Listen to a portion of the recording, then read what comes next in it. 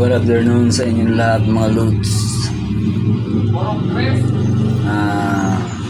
Medyo nakakalungkot na nakaka-excite ngayong araw kasi malapit na tayong umuwi mga lods.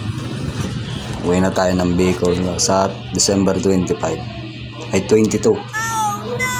Uwi na tayo ng Bicol.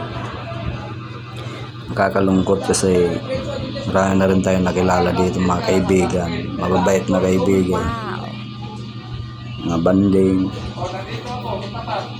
Tapos nakaka-excite din kasi makikita ko na rin, makakapiling ko ng mga anak ko.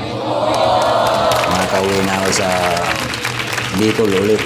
Doon na tayo, stay doon tayo doon mga idol. Maraming salamat nga po pala sa mga followers natin dyan, lagi nakasuporta.